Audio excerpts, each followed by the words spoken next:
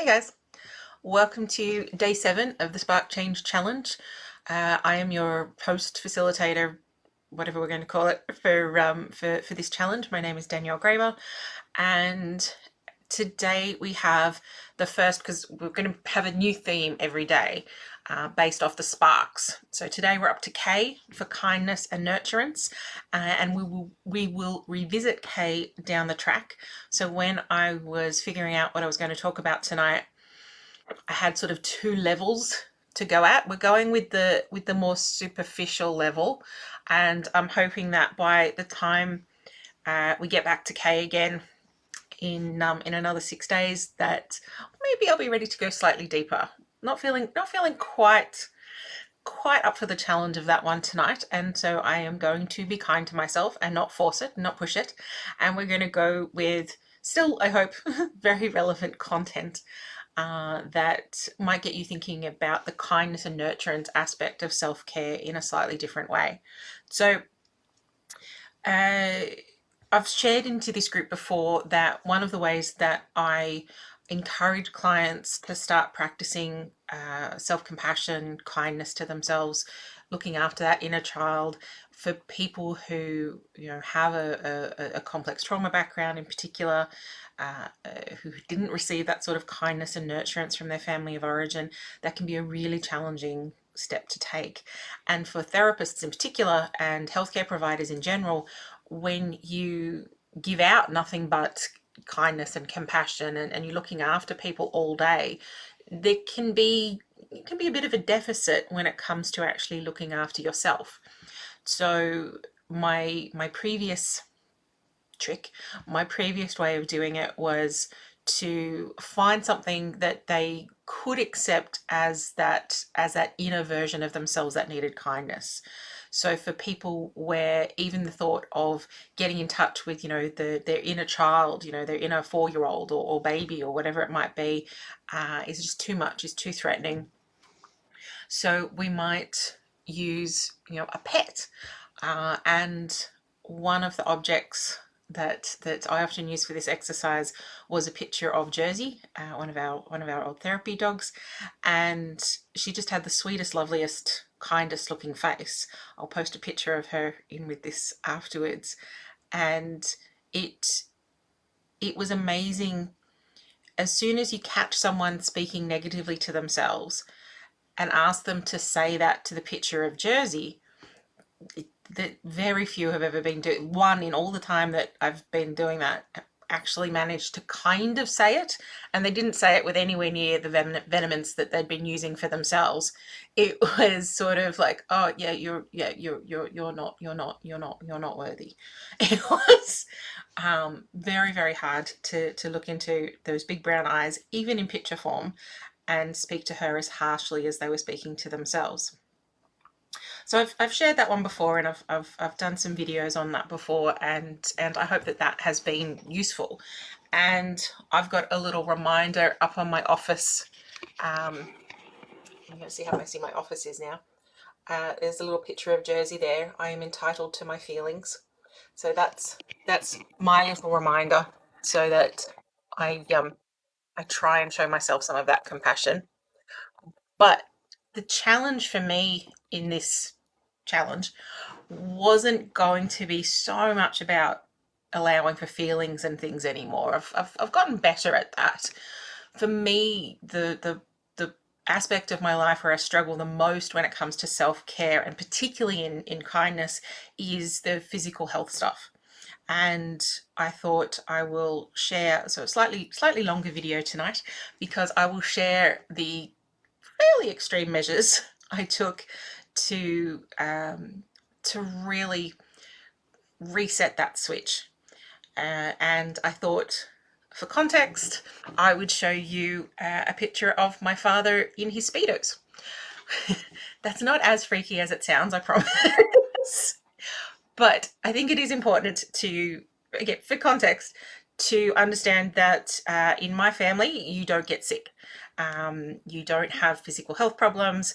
If some freakish nature, any of them got sick, they were not good patients. And it was very much, soldier on and suck it up and get on with it, princess, and all that kind of thing. Unfortunately, I was the only member of that family from a very young age who had multiple health problems. I was an undiagnosed celiac, and so I had gut problems for as long as I can remember. I had multiple bouts of tonsillitis and quinsy. If you don't know what that is, don't look it up. For 6 or 7 years before they finally went, oh, okay, maybe we should take the tonsils out. So I was sick a lot, and it was not terribly well tolerated. And so growing up and continuing to have multiple health problems and continuing to really struggle with what the health problems and the treatments were doing to my body and to my physical appearance had a really negative impact on the relationship between my mind and my body, and on how kind I could be to myself, not even when I was sick, just in general. Because the physical manifestations of the illness were kind of hard to avoid, and there was this constant reminder that you're sick, which means you're less than, you're weak, you're all of that kind of stuff. So I don't know. I just thought, one, Dad would get a kick out of sharing this picture anyway, but for the faint-hearted, you're about to see a man in budgie smugglers in speedos, because that was the fashion. Dad is, at the moment, he's 88. He is still an active member of the surf club that he's been a member of for 70 years. And he only stopped patrolling 8 years ago. So when he turned 80, he stopped doing patrols. Just to give you some ideas. So, okay, you ready now? I'm going to share the photo. I will tell you when I stop sharing the photo if you want to close your eyes, because there are, budgie smugglers coming up. But this is my dad at 50. And for reference, I'm 44 now. And that's aside from the male-female thing, I'm also never going to look like that. And never going to be that comfortable in that little clothing on the beach either. But like I said, Dad would actually get a kick out of me sharing this. So this is who I grew up with. This is the person who I think was about 82 or something. And when we were talking about, I had actually just been diagnosed with thyroid cancer, and Dad chose that moment to complain about the arthritis that he had just developed at 83. 83 it was, in one finger, in one knuckle of one finger. This is the context. I really want you to understand, so it doesn't sound as insane when I tell you what I ended up doing and how the cryotherapy came into it. But it was definitely an extreme upbringing in terms of relationship with your body, relationship with how you looked. All of that kind of stuff got fairly messed up. Okay, the Speedo picture is gone. If you want to start watching again, you are safe to do so. So as I was prepping for this challenge, as I was preparing, and I came to the section on kindness and nurturance, and I knew it was going to be the most difficult. Physical health and body care is tricky, but this was going to be the real challenge, because honestly, I am not nice to myself. Never have been. I've gotten slightly better over the years, but still not great. And a big part of that was every time I get sick, I mentally beat myself up for being sick in the first place. So I decided to do something fairly extreme, and I am not advocating this as your self-care or that you should go out and do this or anything at all like that. I am just saying that this was what occurred to me as something that might help prioritize and mend that relationship that my mind and my body have with each other, because they've really just been kind of fighting for 40 odd years. And I wanted something to kind of get them back on track and get them trusting each other again, as strange as that may sound. And I had seen, I follow this YouTuber who does this site or has this channel called Challenge Accepted, and she did a whole body cryotherapy treatment that I watched and just sort of went, oh my God, why would you do that? But then my rheumatologist mentioned something about using it for helping with inflammation. And I sort of tucked that away and thought about it and just went, no, I'm not going to do that. Like I couldn't, I tried the cold shower thing for a while because that's supposed to be good for inflammation. I couldn't, I think I lasted 3 days before I just went, I can't do this. So the idea of sticking my whole body in a cryotherapy chamber that gets dropped down to minus 150 degrees Celsius just seemed impossible. But like I said, as I was coming into this challenge and as I was thinking and seeing this all as a chance to kind of reset some of the really bad habits I've developed over the years, I was really struggling to come up with what am I going to do that's actually going to change this kindness aspect in this relationship between the mind and the body. And I kept coming back to the cryotherapy, and something just sort of said, you know what? If you guys can do that together, because I knew it was going to be a mental challenge just doing it, and I knew it was going to be a physical challenge.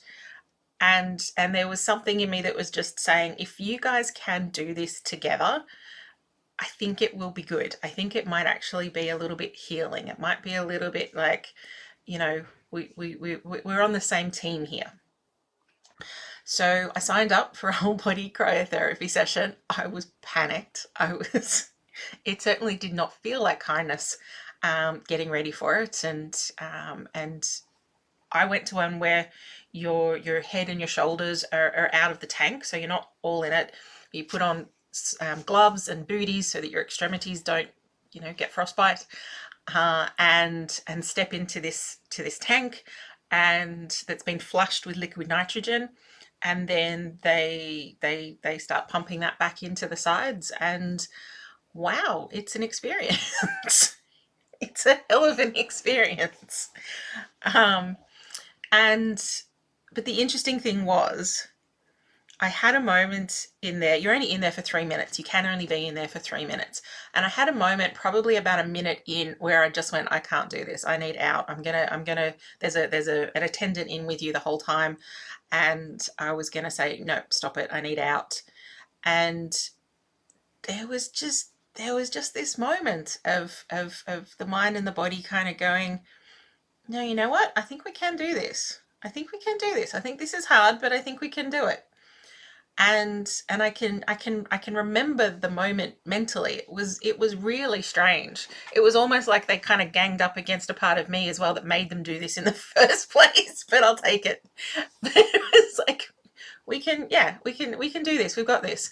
And I remembered then to start breathing properly, and decided that I can tolerate this for another couple of minutes. I can do this. And I did. And I felt really good afterwards. Like there's some serious endorphins get kicked off doing that. It's yeah, and slept insanely well that night. Don't know if it's got anything to do with anything other than your body just being so relieved to be out of the below freezing temperatures. But I certainly felt pretty good that day. And it's something that I'd think about doing again. Um, so, but since then, what I've noticed is, and this has been about a month since I did that, and what I've noticed is there's there is a lot more kindness between the mind and the body. When I had a flare recently, I didn't immediately go for, oh, come on, suck it up, get up, you can keep doing stuff and all the rest of it. It was, okay, so we need to take it a little bit easier today. It really does seem to have helped to reset that relationship a little bit. So I hope this was useful or interesting to you. If you've been thinking about cryotherapy, you can message me. I'll tell you all the rest of it. But thinking about it in terms of which of the six aspects of self-care do you struggle with the most? Because we all have one that's particularly difficult. Is it the spontaneity? Is it the kindness? Is it the physical care? Is it the boundaries? Like what aspect do you know is sort of your Achilles heel when it comes to self-care? Because a lot of the things that I'm talking about here are small and gradual changes that are going to take a little time to kick in, that are going to take a little time to to become habit, to become the norm. And I think sometimes with that one that we really struggle with, it's useful to think about what would be a hard reset. What would be a way to, really scramble those old pathways and force them down a new and more productive pathway. I would be really curious to hear your thoughts on that, and if you've had a similar realization, or they usually say baptism by fire, but I think now I'll say baptism by ice, because wow. But uh, I suppose the moral of the story, if you like, is even 40 plus years of negative messages and a negative relationship between two fairly fundamental parts of myself, even that can change. Even that can start the process of rewiring. And yes, it took in my case, it took a fairly extreme, and I'm not discounting decades of therapy either, but it did take a bit of an extreme reset for me on this one, but so far it has been so worth it. So worth it. And I feel that old pathway kick up, definitely. I'm only a month into this for me. But even how I respond to the lapses has changed a little bit. I can be kinder to myself for falling backwards a little, and reverting to some old pathways as well. And all of this has been a massive, massive, massive change for me. And I would love to hear if any of that resonates with you, or if there's anything from this that you're going to take away and apply in your own way to your own Achilles heel when it comes to self-care. Thank you very much for joining me again, and I'll see you all tomorrow when we'll be into spontaneity and entertainment. And yes, the picture that I use on the Facebook post does have someone doing cartwheels on the beach. Spontaneity and entertainment does not have to involve cartwheels, or I would be well and truly out of that party. So it's finding ways that, noticing when you're doing something that you really, really enjoy, and then prioritizing doing more of it. It really is that simple. I will see you tomorrow, and have a good evening.